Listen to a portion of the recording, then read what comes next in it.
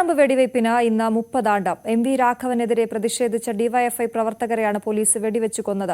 വെടിയേറ്റ 3 പതിറ്റാണ്ടോളം ജീവിക്കുന്ന രക്തസാക്ഷിയായി മാറിയ പുഷ്പനില്ലാത്ത ആദ്യ വാർഷികമാണ് ഇത്.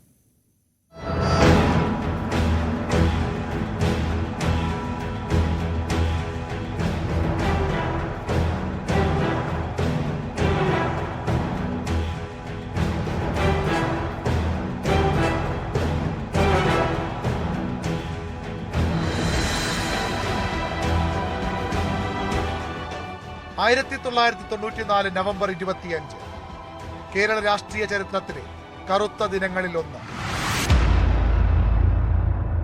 എന്നാൽ യുവജന സംഘടനയായ ഡിവൈഎഫ്ഐക്ക് ഉജ്ജ്വലമായ സമരവീര്യത്തിന്റെ ഓർമ്മ ദിനമാണ് ഇത്.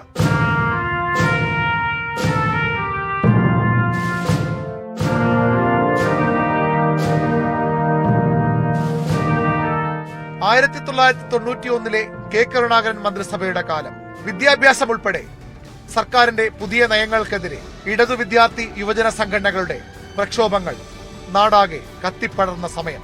അർബൻ സഹകരണ ബാങ്കിന്റെ സായാഹ്ന ശാഖ ഉദ്ഘാടനം ചെയ്യാൻ സിപിഎമ്മിന്റെ രാഷ്ട്രീയ ശത്രുക്കളിൽ പ്രധാനിയായിരുന്ന മന്ത്രി M V Raghavan കൂത്തുപറമ്പിലെത്തി.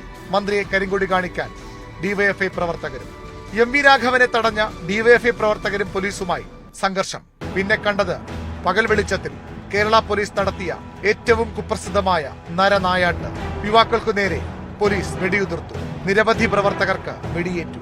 K Rajeevan, മധു, ഷിബുലാൽ, ബാബു, റോഷൻ ഓരോരുത്തരായി വെടിയേറ്റു പിടഞ്ഞു വീണു. രക്തസാക്ഷിത്വം വഹിച്ചു. വെടിയേറ്റു വീണിട്ടും തളരാത്ത പോരാട്ട വീര്യത്തിന്റെ മാതൃകയായി ജീവിക്കുന്ന രക്തസാക്ഷിയായി പുഷ്പനും. കഴിഞ്ഞ സെപ്റ്റംബർ 28 പുഷ്പനും മരണത്തിനു കീഴടങ്ങി. ഓരോ ഡിവൈഎഫ്ഐ പ്രവർത്തകനും ആവേശത്തോടെ മാത്രം പറയുന്ന പേരാണ് സഖാവ് പുഷ്പൻ. ആ പുഷ്പന്റെ അസാന്നിധ്യത്തിലുള്ള ആദ്യ കൂത്തുപറമ്പ് രക്തസാക്ഷി ദിനാചരണം ഇന്ന് നടക്കും. News desk, news 18.